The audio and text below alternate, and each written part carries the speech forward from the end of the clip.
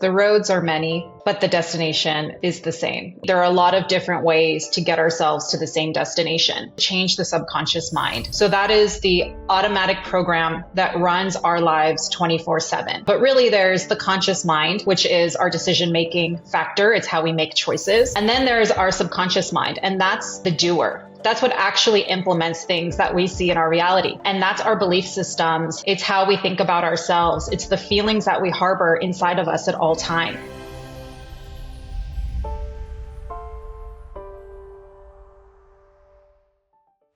Hello, everyone. It's your host, Özlem Özkan from the Bridging Podcast. Welcome to the newest episode of the Bridging Podcast. The Bridging Podcast is here for you to make you learn, practice, and transform in any area of your life if you practice the work. Today, I'm super grateful that I'm with my friend Alex Estrada. Alex is a hypnotherapist helping people to solve their problems and restore themselves back to health and wholeness. Her passion for understanding the mind-body-spirit connection led her to a deep study and practice of yoga philosophy, psychology, meditation, and reiki, and actually hypnotherapy. She loves the practice of manifestation because she believes it is the perfect representation of man and spirit working together in co-creation. Alex, welcome to the Bridging Podcast. Thank you so much, Özlem. Such an honor to be here with you, my good friend. So nice to have you here. You know, maybe I can just do a little introduction about how we have met. Alex and I, we met in December 2022 back in Mexico, Cancun. We were both attending a course, and then we saw each other again in not Marco Island, Denver in May. Yes. And actually, we are in touch since we met the first time in Mexico. And Alex and I, we talk a lot about manifestation, the ways of manifestation. And I thought, hey, Alex, do you want to be on the show? Because so we can teach the audience more about the ways of our manifestation, what works, and maybe also what does not work. Yes, absolutely. Did something specific happen in your life? Any circumstance or any moments that you decided to go into these healing modalities, to learn more about it, and also actually to start helping other people with these healing modalities such as hypnotherapy, meditation, and Reiki? Yes, absolutely. In 2020, my whole life took a very severe right-hand turn. Prior to that, well, even prior to 2020, I was working in tech. I was a software engineer in San Francisco, living a very fast-paced lifestyle. I knew that I was in burnout. I had some physical symptoms of illness that weren't healing itself. And I thought that a nice little break would allow my body the time to heal, and then I could move on to the next thing. And then in 2020, with everything happening, the shutdown, kind of the divisiveness of politics and culture that was happening in the United States, my symptoms just exploded, and I found myself unable to work. My physical condition didn't allow me to walk. I couldn't take care of myself, couldn't brush my teeth, wash my hair. I was diagnosed in 2020 or my body, I should say, was diagnosed in 2020 with an autoimmune condition called ankylosing spondylitis, AS, or spondyloarthritis is kind of the umbrella category. It's an autoimmune condition. And it completely disrupted my life. My business that I had started, I had to shut it down. My husband had to become my caretaker, and that really brought me into a dark night of the soul. And for someone who was very curious about spirituality, but never had a consistent practice, I started looking for different modalities and ways to heal, because as much as I was confident that taking this medication might pacify some of my symptoms, I knew that it wasn't the cure. And I had this gut feeling that there were some stressors in my life that were in constant revving mode that was causing me to be sick. And so that brought me into yoga. I studied with an ashram, did my yoga teacher training with them. I did my Reiki healing practitioner down in Mexico when I was living there. And then that kind of wedged my way into hypnotherapy and psychology. And that, along with meditation, just cracked everything open for me. And I started understanding not just the mind body connection that I feel that we hear a lot about now when we're listening to different podcasts and reading a lot of these self-help books, but really the mind body spiritual connection. And that spiritual part, the super conscious isn't talked about enough. And really the tapping into who we are as true souls and what our real self is really one of the keys, I think, to unlocking health, wellness, wholeness, and really just a feeling of peace and happiness in our life. And so I kind of made the last 3 years my journey to really find what wholeness looks like and how do we get there? And more importantly, how can I help others find their way there as well? Okay. So what you're saying, what I'm hearing is like in 2022, you just got really sick and you also got diagnosed with AS, an autoimmune 2020, disease. yes. 2020, Yeah, 20 exactly. And then you were just looking into modalities, other modalities than what you are doing because, you are a software engineer in San Francisco. Like, how do I heal? What should I actually do in order to heal my body? Because you felt also strongly there are stressors in your body, in the body that you are actually living in, that are creating this illness or this, back then the diagnosis that you got. So actually, I want to talk a lot about manifestation in our call today, but I actually also curious, like, what did you do? What are for you the number 3 things that you have done in order to start your healing journey? We get the modalities, but what did you specifically do? What was the practice?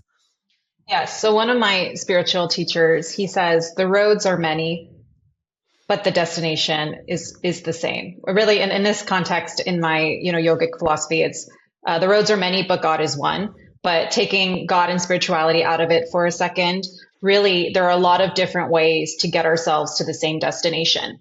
And when I was studying yoga and hypnotherapy, reiki, meditation, what really I was trying to do, it's 2 things. Number 1 is to change the subconscious mind. So that is the automatic program that runs our lives 24/7.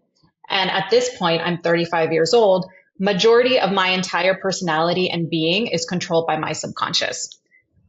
And just kind of going back, and I'm not sure how familiar your listeners are to the mind and kind of the 3 levels of the mind.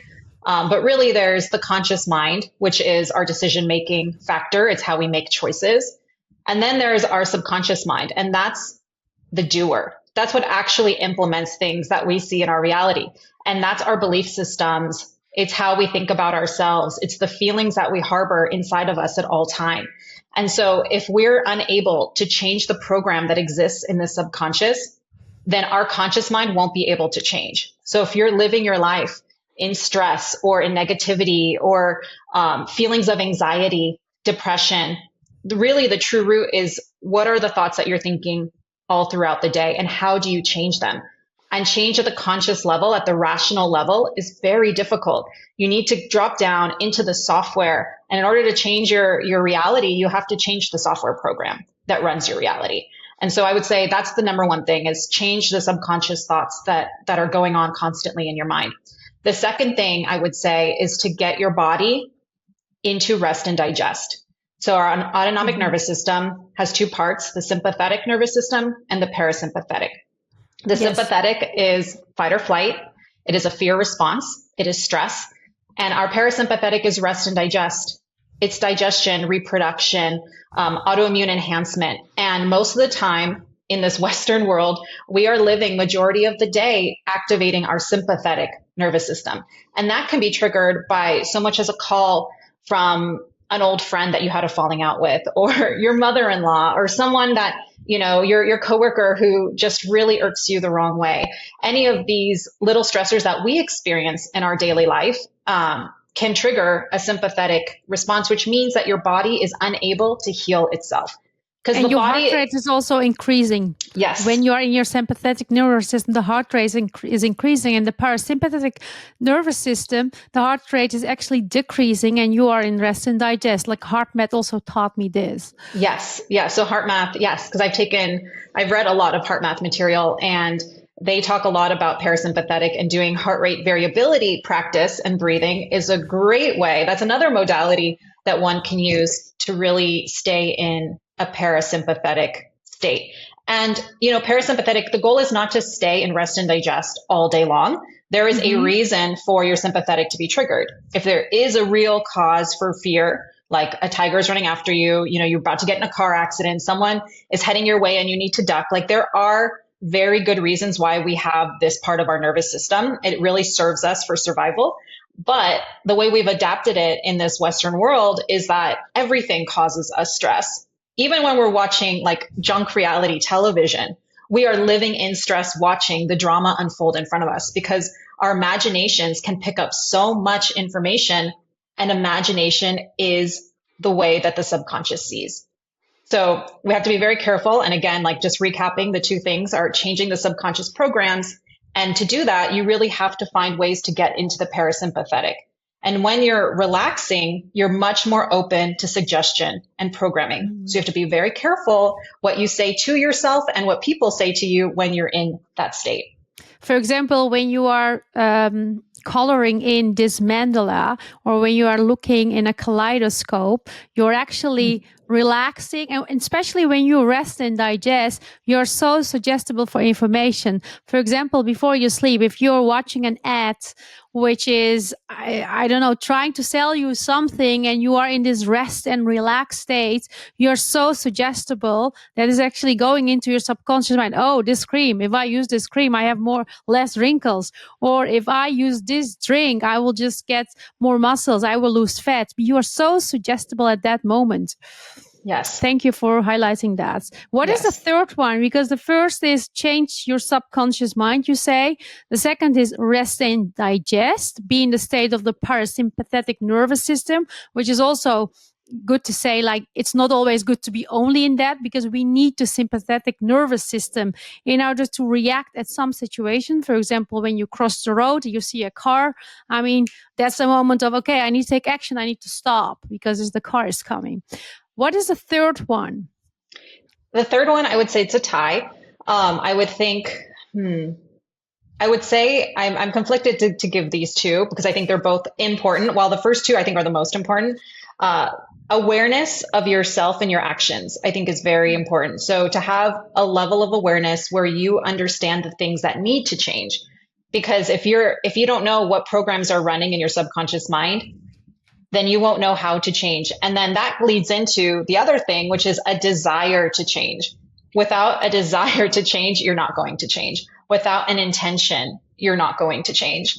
And I think a lot of the times we're very easily able to look at other people and kind of point out the disconnects within them. But when it comes to ourselves, we kind of turn a blind eye, because the subconscious is running its programs and it loves to be in control. And I say this, giving just maybe an example.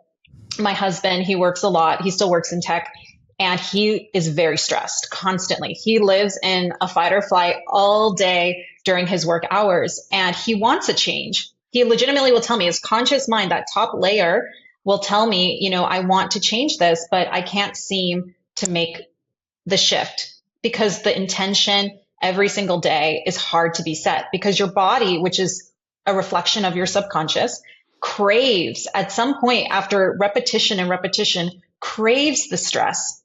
So every day when he gets up in the morning, his conscious mind may be in conflict with his subconscious and say, I want to change.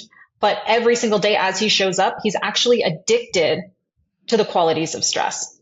And so having the awareness to break that pattern is a very important part. Okay, I think one important thing over there, Alex. So, for the past 9 years now, I practice different modalities for healing and also for changing. And for me, it started with the moment I started to realize I was blaming the whole world. My parents, my family, my colleagues, my boss, the the country, the climate, everything about the happiness or I was experiencing or the sadness I was experiencing. I was like, hey, I need to take personal responsibility here. And I started doing courses around my subconscious mind, my blueprint, and to peel a lot of limiting beliefs, one by one, by one, by one, which is never ending process. I think it might take many, many lifetimes. And then I started taking personal responsibility. And since then I have changed and I'm still changing. But I give you an example of my week. I create podcasts, I take courses, I give courses, but I also teach as I studied when I was 17 years old. And somehow the days if I'm not teaching, it's for me much easier to get in a state of rest and digest. I'm saying not teaching at a school with children. But the moment 2-3 days when I go to school to start teaching the children, I'm super easily in a state of stress, fight or flight. And for me, the belief is, as a teacher, and whoever is listening to this or watching this might know, you're constantly on the go. You just come there at 7:30 a.m. and then just making copies, putting the board over there. The kids are coming. And then while you're teaching, it's not only teaching. It's not that you're telling something. A lot of things happen. You work with kids. One is sad. The other one has a fight with someone. The other one doesn't understand it. And all the time something is going on. And then you teach a class, then the next class. And at the end of the day, at 4 or 5, I'm just like, oh my God. And every morning I meditate. Every morning I try to do a heart math exercise like heart locking or inner ease. And it works then, that moment. But somehow my body is so used. The moment I'm going there, even though I love what I do, I just get into a stress mode for the past 20 years. So when you say the awareness then there is important, how would someone that is experiencing the stress during that day practice that awareness? Can you give an example?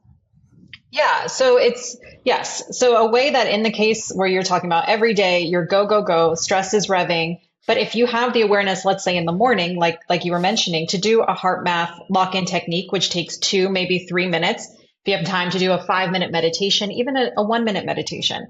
But setting your day, I think, off right is a great first step because you're setting an intention for the full day to come. Now, that doesn't mean that 1 hour after that meditation, life is going to suck you back up and your environment is going to put you right back into the old version of you. So there's a lot of different little hacks that you can do. Like one thing that my husband has been doing is setting an hourly alarm. So every hour an alarm goes off on his phone, and there are apps that can do this, or like the meditation bells. You can have a bell go off every hour, every 2 hours, that you are anchoring now as a check-in point. Okay, when I hear my phone go off, I know even if it's 5 seconds this time, reframe. As Dr. Joe Dispenza says, change. Exactly, change. You got to change. And it's just about patterning because the subconscious program is a lot of the times created by repetition.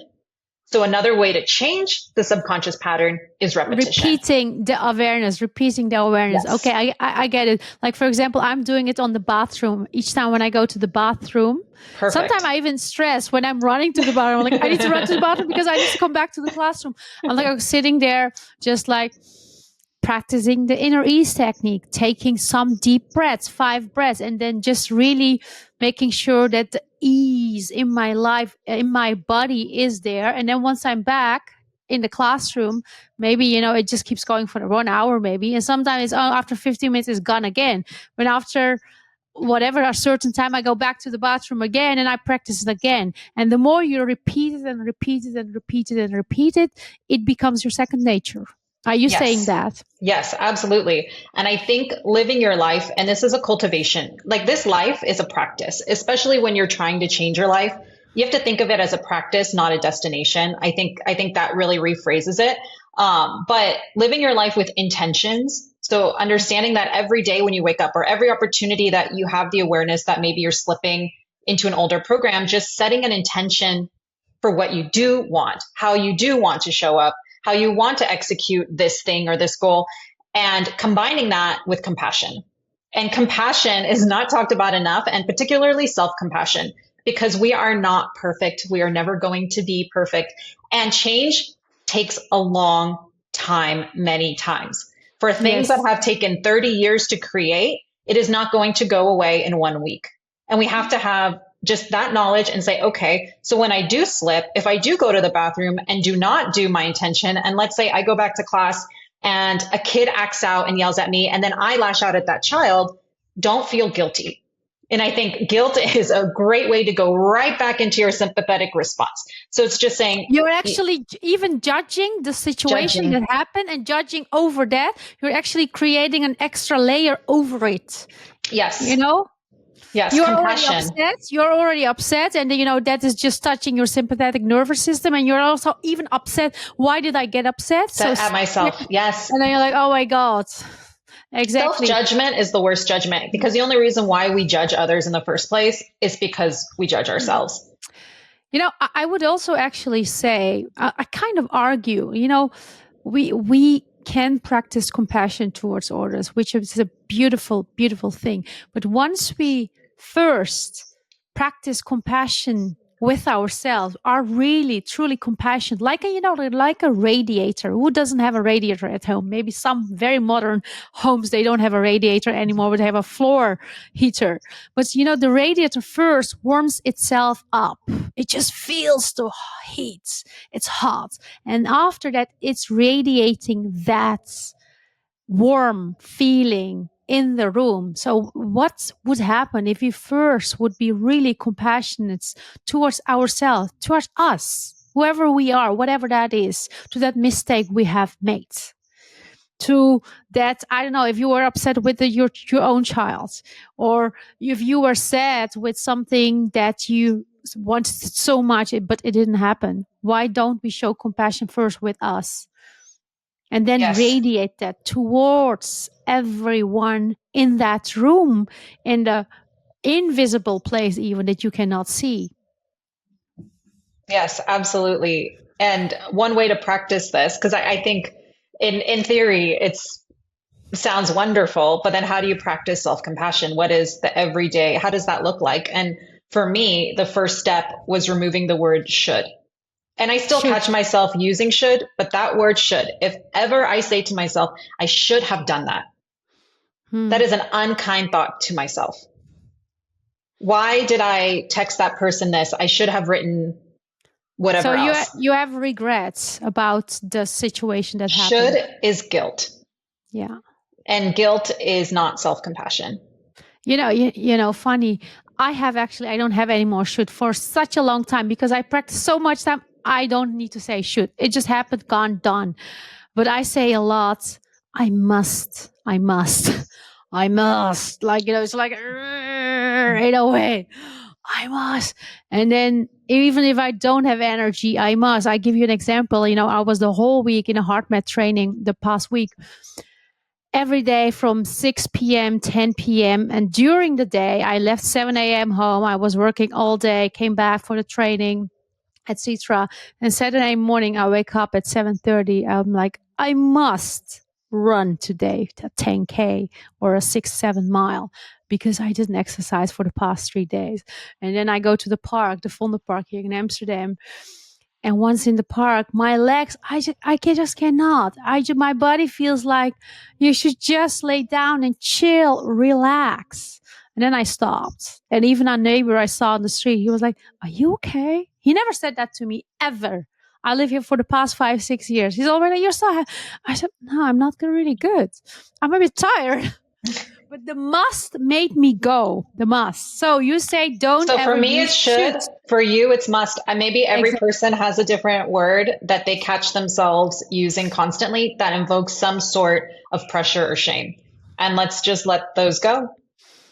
Okay. So, let's say we work on the subconscious mind by being each time aware in the situation. Ooh, 1 hour reminder on the phone or whatever that is. Like it could be even a picture. For me, it's a picture of my self when I was 3-4 years old. When I would look at that girl, I'm like, I wouldn't be really that hard on you. I would be just very kind to you. So let me just kind to be to me. So, and then you rest and digest, try to be in the resting and digesting state. Get aware of your actions. And I would definitely add practice owning your creations, taking full personal responsibility. Because whenever you do that, whenever you take full responsibility about your life, that means if you have created this, you can create that. You can create anything you want. So if people would like to manifest things in their life, either it's that is a less stressful situation, either it's, a totally different life than what they are used to. How could they do that? I want to go there. But before that, let me just first ask you the question. What is manifestation to you?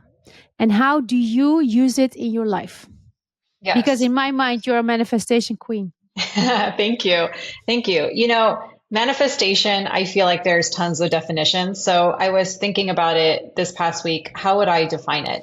And my definition may not match what other people's definition is, but manifestation is the use of our thoughts, our feelings, and beliefs to bring something to our physical reality. Very simple. So it's not goal setting. It's not vision boarding. It's not scripting. And it's not wishing.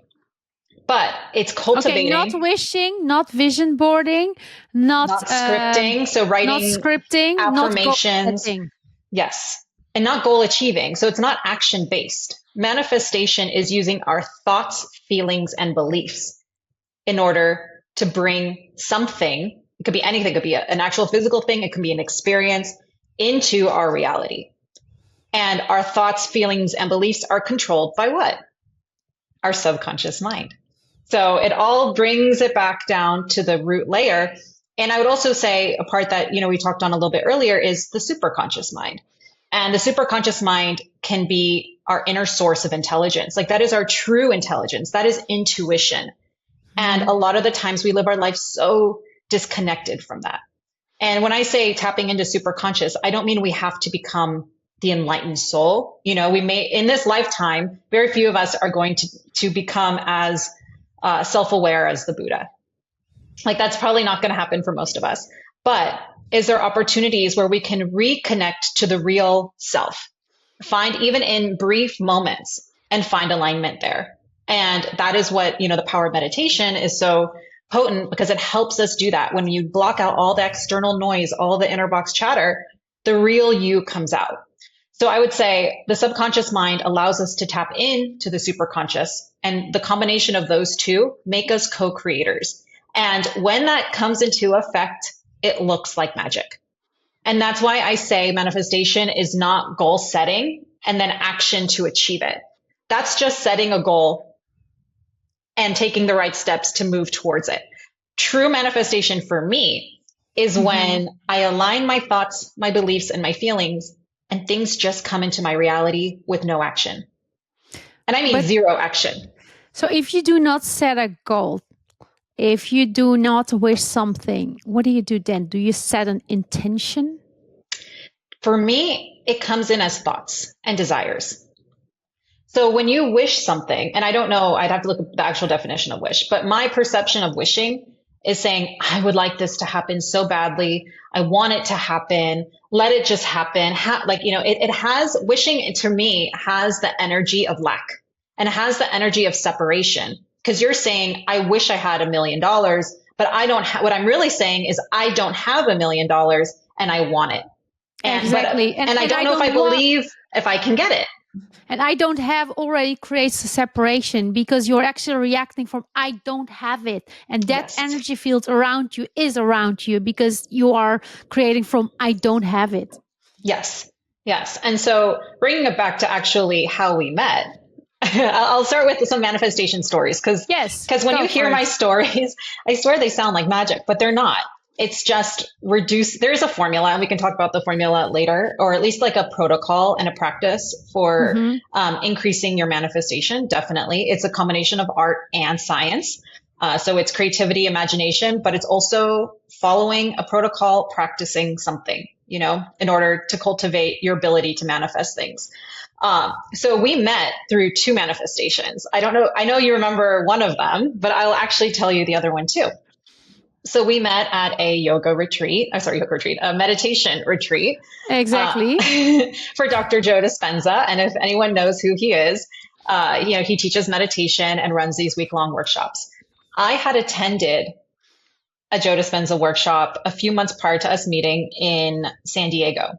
This was April of 2022. I actually also was there, but we did not meet. And we just get noticed. I was in San Diego, April 2022. And our paths we were meant to be friends. I mean, that's so funny. I didn't know that. So I had the most incredible experience when I was there. It was probably one of the most transformative weeks of my life, but I got coronavirus on my 5th day, and I became very, very sick, and I could not continue. And I was, a little bit sad about it when I tested positive. They make you leave at this point, during the pandemic. If you did test positive, you had to leave, even if you felt okay. I was sick, so I should have left, and I did. But I was really upset about it because I had such a transformative 5 days. But I also thought, from what I've learned, I can continue practicing and move on. And I thought, I don't care what's going on. I will make it to Cancun in December. That was a thought. And in the moment, I thought, I don't know how I'm going to pay for this because I haven't been working because of my illness. And I have savings, but it was starting to, dwindle down. And I thought, I don't care. I am going to Cancun. Now, a lot of things came into effect. Joe Dispenza's team gave me a full refund for San Diego. So it paid for my entire trip to Cancun. Oh, because you had to leave early due to COVID. But I went, there's my mic goes. Yes, but I had attended pretty much the entire event, and they still gave me a full refund so that I could come back and finish it. So I thought that was in itself a little super nice manifest. Yeah, super generous. I was not expecting it. It came as a complete surprise when I looked at my credit card statement and saw that I had a full refund. So I thought, great. And then as, Cancun's getting closer, I go ahead and I buy the ticket and, the hotel, everything. And I didn't even think about it. It wasn't even a thought. And these retreats, they can cost in the thousands. And my credit card bill was coming through, and I didn't realize that I didn't have enough money in my checking account to pay for the rest of my trip. And I thought, damn, I don't care. I will sell my stocks. I will sell my investments. I will do all of that. I am going to Cancun no matter what. The week my credit card is due, I get a call from my lawyer, and I had been in a car accident a year prior. She was on maternity leave. There was no resolution of when it would be finished and finalized. The week my credit card is due, she calls me and says, or her office calls because she's gone, and says, we settled your case. We have a check waiting for you. Can you come pick it up today? And I came and I picked up. Yes. And I came and it is in Denver. Yeah. So I got a free, completely free paid for trip to San Diego, and so much more. The amount of money that I got from that was a manifestation within itself. And then we meet in Cancun, and how we met was also very synchronistic. I sat at a table to have lunch, and a woman was at the table with me. Her name, I won't use her real name. We'll call her Becky. She's a mutual friend of ours. And I had some vegan sushi on my plate, and she looks at my plate and goes, oh my goodness, there's vegan sushi. Where do I get that? And I point to the huge line for vegan sushi, and she kind of sits down and says, oh, okay, that's okay. It's not worth me getting up and waiting in line. And we just start talking, and my husband's there. We're all talking. About 5 minutes later, a gentleman walks past her, puts a plate of only vegan sushi in front of her and says, special delivery. Also a common friend. Yes, and walks away. And the minute that happened, I thought, I'm amongst my people. This is the manifestation that I'm talking about. It is just a thought. So yeah. I just want to actually break it down for people that might have a little bit difficulties with feeling into this, because you really need to feel into this. So you're saying you're in San Diego, you got COVID, you had to go back, but in San Diego, you also have this idea, this thought of, I want to go to Cancun. Is it that simple as having only one thought? So I could also have a thought right now, I would love to live in a very, very warm country, and that thought that manifests. How does it, what is the next step there? Then you get the thoughts, and you then have the thought. You can feel, there's different ways, there's different techniques that you could do this. The way that I see that my manifestation always come through, it's a thought with zero resistance. Zero resistance. Zero, and that is the key. Zero resistance. So, for example, Cancun. Mm-hmm. When I was in San Diego, it wasn't I want to go to Cancun. It wasn't I wish to go to Cancun. It is I'm going to Cancun. So and it doesn't matter about the money, because there's no resistance to me going to Cancun. It will sort itself out. So actually, do you mean with zero resistance, actually the faith you're having, you just know I'm going to Cancun? It can be different ways. So it could be through faith. Faith is a great manifestation. A power of manifestation is having faith, because faith means that there is nothing that will block you from having it. Your trust that is going to be the reality is there. And I would say that if you can cultivate that level of faith, it's incredible, but it's also very difficult, because a lot of the times we focus on what we don't have and not on what we have or what we're going to have. For me, it can manifest as true faith. Like and in this case, yes, I'm going to Cancun and I don't care what boundaries or obstacles are in my way, I will be there. Or it can be, I don't really want to go to Cancun. I don't really care if it happens. I'm not attached to going. And usually that's almost the opposite. And things still work out as well, because there's no resistance to going or not going. So it's like, there's two ways that I see it always appear: through determination that that's the outcome regardless of anything. And you will allow the universe to do what it needs to do to support you in getting there. So you're not going to you're not going to push to have it be done. You are just going to know that it's going to happen. And that is an incredible amount of faith. I manifested a free Tesla Model Y, brand new. I paid $0 for it. And in that case, I never thought I could manifest a free Tesla. I actually wrote on my very first manifestation list in 2021, I said that I want this Model Y. I didn't believe that would even happen, but I said, I want this Model Y for under $45,000. And that was my initial goal, is I want it under $45,000. And within 3 months, I didn't see anything. I was like, how am I going to get a free Tesla? Or how am I going to get a Tesla discounted? There's no discounts on these cars at the time, especially because there was a car shortage. And so I just put it on the list and said, whatever. I totally forgot about it. Like, didn't even think about it, because a part of me. You forgot about it. You were not obsessed about, when am I going to get this Tesla? No. I just had this thought about wanting to have this model of Tesla. You just let it go. No, I let it go completely. And initially I thought, how, of course, because our minds want to take control. How is this going to come through? How am I going to get a discounted car? Am I going to look online? But it has to be new. Like, no one is just going to give it to me out of thin air, is what I thought. So a few months goes by. There's, no movement whatsoever. And then I thought, I just want a Tesla, and I don't care about, discounting it. I really just want this car. So I went ahead and put my name on the list. You put $100 deposit and you're on a wait list. In this case, the wait list was almost a year. Mm-hmm. And I thought, okay, well, that's a year to see if somehow it comes in through another way. But regardless of if it manifests, I'm just going to buy it. And that energy of I'm just going to buy it. I'm going to Cancun. I will find a way to pay for it. That's the energy that things tend to come through immediately, because you're telling the universe, this is mine. And if I need to spend money, and money is energy. So if I need to spend money to have it, I'll do it. That's not a problem. And then what happened was I get into a car accident, and luckily I was okay, but my car was totaled. And the car that I drove was a very old Prius. Its value was maybe $3,000, but because of the car shortage, they had to give me what market value was in my city. They gave me just over $10,000, which brought my Tesla exactly to $45,000. And I thought, wow, this manifestation came through, not in the way that I expected it. And I got to drive a Model 3, which is a different form of Tesla car, for 9 months without paying a dollar until my car was ready. And I thought, this is the manifestation. This is amazing. Everything is great.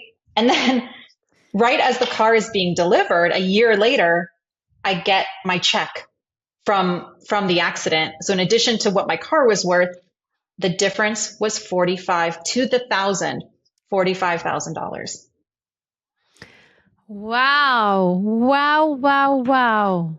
So you are actually also here saying, what I'm hearing is like, you also let go of the form of how Yes. it will appear, the form. Yes. You're not just attached to, if I would do this, I will get this. You just let it go, because the universe has actually infinite possibilities for you to offer that you're actually even not aware of yet. I would Yes. say. Okay, I also would love to share something. The moment we met in Cancun, that was a special event for me. That meditation retreat. I met beautiful, beautiful people. And I also got a shift that I said, like, next year in 2023, I want to go to as many events of Dr. Joe Dispenza as possible. And I would love to volunteer. I just had this thought, and I actually also kind of knew it. It was nothing about I need to do this to get it. I just knew, like, I'm just going to go there.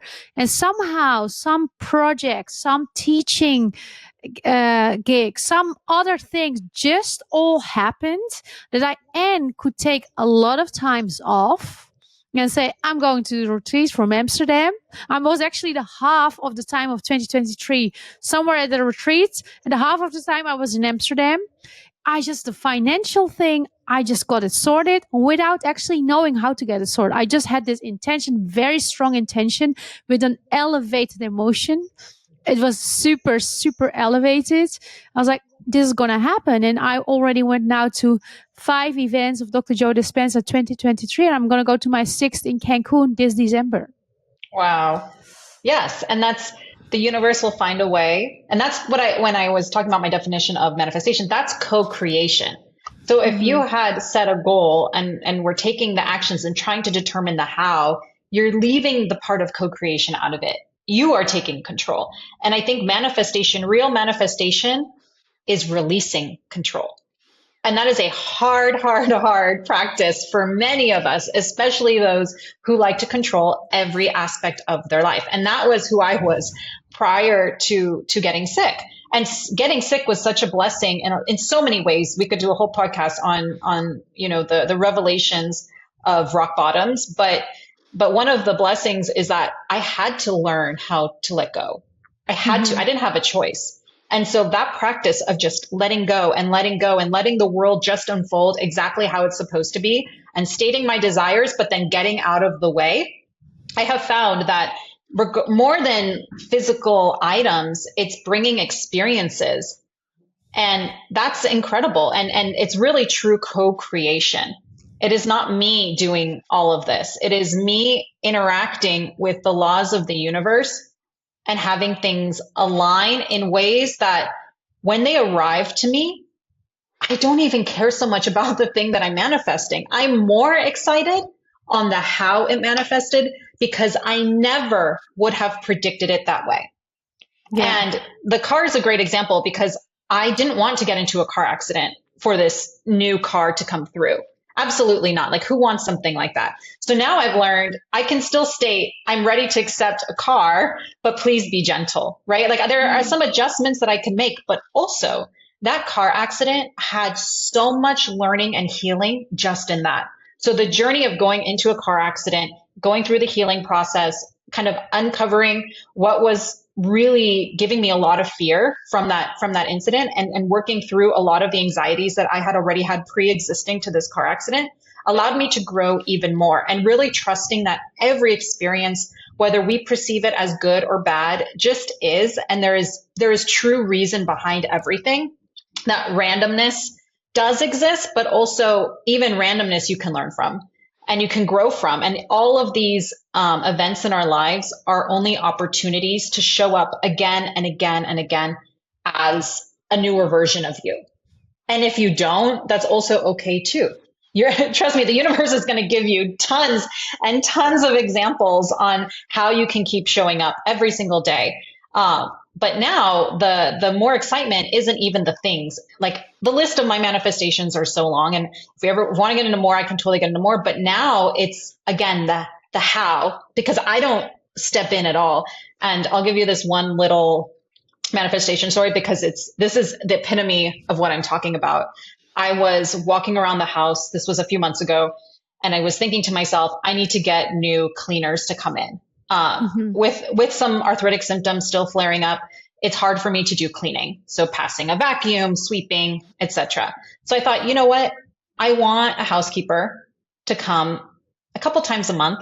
But I want a team, and I want a team of 3 people. This is just a thought in my head while I was doing something. I was like, I want 3 people, because if there's 3 people here, they'll get in and out very quickly. If I have 1 person, they'll be here all day. And I just thought, a team of 3, I think, is perfect. And I thought to myself, okay, like sometime this week, I'll look on Google and see who I can find. I kid you not, 8 o'clock the next morning, there is a banging on my front door for about 10 minutes, and I was asleep. And I hear this bang, bang, bang. And I thought initially, oh, someone wants to, I don't know, sell something, drop something off, Amazon delivery, but it wouldn't stop. It was incessant. And my husband was in a meeting, and I was actually scared at this point to answer the door because it was a constant pound, pound, pound, pound, pound.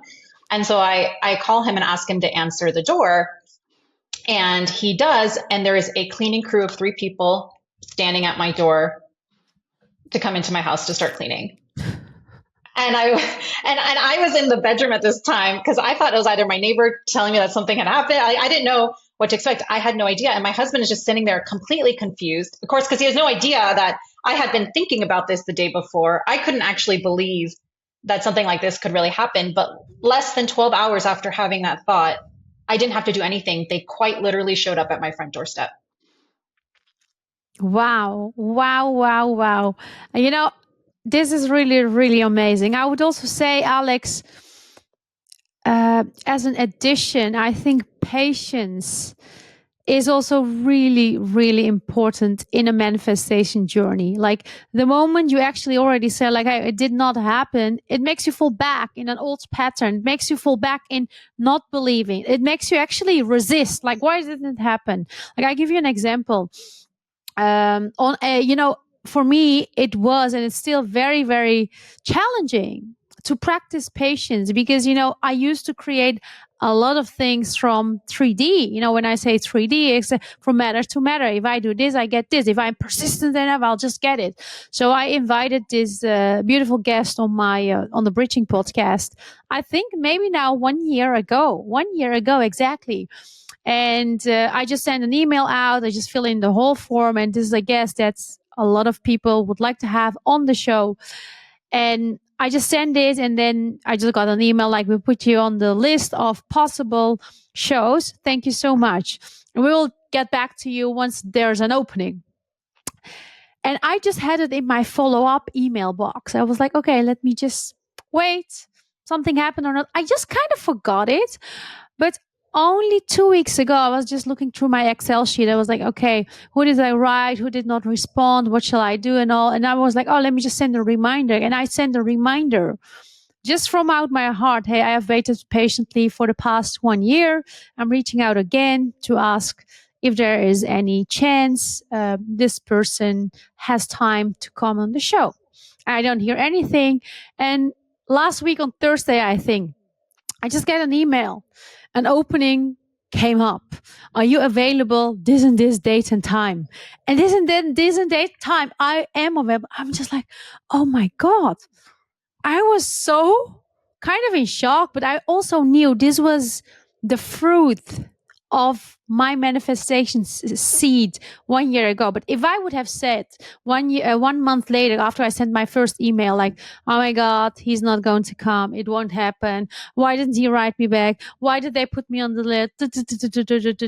For this, I really showed patience, and I kind of knew it, but it was also not, I didn't think about it would be over after 1 year or in 1 month. I was like, okay, let's see. I was super, super chilled about it. And it happened. Isn't it amazing?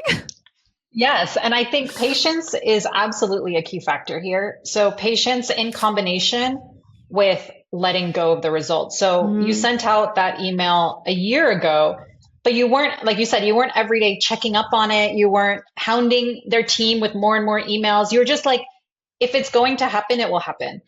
And Yes. maybe I send up a follow-up email, maybe I don't, but like if this is really going to align, I can wait. And it will show up. And you weren't even expecting every week, let me check my email inbox to see if he randomly sent me. No, you let it go. Yes. And patience and letting it go are two incredible factors for manifestation, but they're very difficult. Like letting it go is very difficult because our nature is to want to control reality. We grew up saying, if you don't work hard, you won't make money. Right? You want to make money, you need to work hard. You want this to happen, you got to make moves. Hustle culture, I think, is the antithesis of manifestation. Yes. So my actually last question is going to be, Alex, what are your routines, daily routines, to be in a state of manifestation? Oh, that's a great question. So daily meditation is a must. And nowadays, I kind of alternate between meditation and hypnosis. I do a lot of self-hypnosis on myself. And I like self-hypnosis because it already has the suggestions. I create suggestions for myself that I program, and I'll listen to them on audios, or I'll say them in my head, or verbalize them out loud. And I think it penetrates a little bit deeper when I'm actually working on something to change or a problem to solve. And so I really love to use hypnosis for that. But then in my daily routine, I'm always doing regular meditation. So silent meditation. What meditation do you do? What meditation do you do when you do? Yeah, so I do Dr. Joe Dispenza meditations. I love them. I also do japa meditation, which is just mantras, repeating my mantra. And then I do heart math, a lot of heart math, heart rate variability breathing. It's been a cornerstone for the last 2 years for me. I love it. I wouldn't say I do it daily, but I do the heart lock-in technique at least 2 to 3 times a week. And sometimes I'll just take out my HRV device, the inner balance device, and I will just breathe for 20 minutes, staring at the circle that moves in and out on the app. And I'll do that and get myself into heart coherence. I do a lot of Go Love meditations, which is a Dr. Joe Dispenza, opening the heart and just sending love to someone you love and then expanding it to everybody else. I do a lot of that. I think getting out of my head and into my heart has been a big journey over the last couple of years, to really let my heart make the decisions a lot more for me. And understanding the intuition and the knowledge that our heart stores memory, and allowing it to kind of lead. So I'm still a student, and I will be a student for the rest of my life. But a lot of these practices are my cornerstones, I think, for just daily wellness and feelings of wholeness and love. So nice. Super, super nice. I think maybe, what do you think about ending this podcast with a heart lock-in? Yes, I would love that. Would you like to lead us? Okay. I would definitely like to lead you all. But before that, where can people find you? How can they connect? So I am actually not on social media at the moment. I haven't been on social media for the last 3 years. Part of my journey was to disconnect from a lot of that, but I'm not against it, just currently not utilizing them. But you could always reach me via email. That's Estrada, ESTRADA, _AE @gmail.com. And I offer hypnotherapy sessions to change anything you want to change and heal. Thank you so much. We'll put it all in the episode notes. Let's just end with a heart lock-in. Are you ready, Alex? I'm ready. Okay. Focus your attention in the area of the heart. Imagine your breath is flowing in and out of your heart or chest area. Breathing a little slower and deeper than usual.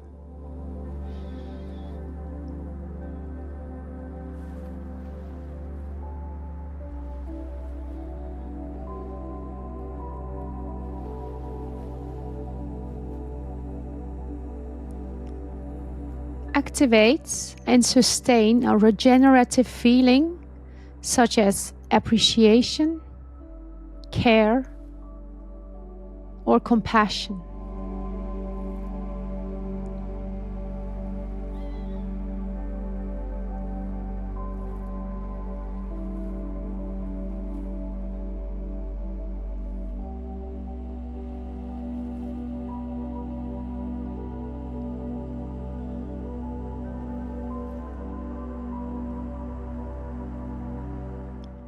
Radiate that renewing feeling first to yourself and then to the audience of the Bridging Podcast for 1 minute.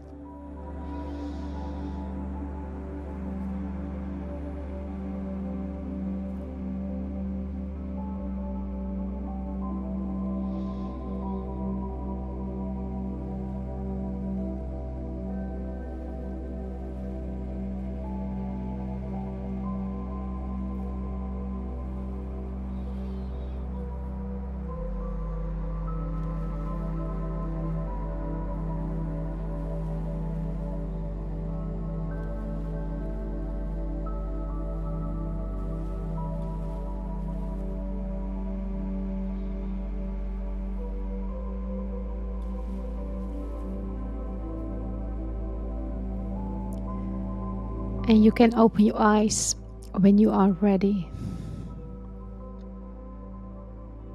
Thank you from the bottom of my heart for being here. Thank you so much, Alex. Thank you, Özlem. That was so beautiful. Thanks for watching and listening, everyone. And we will see you next time. Thank you.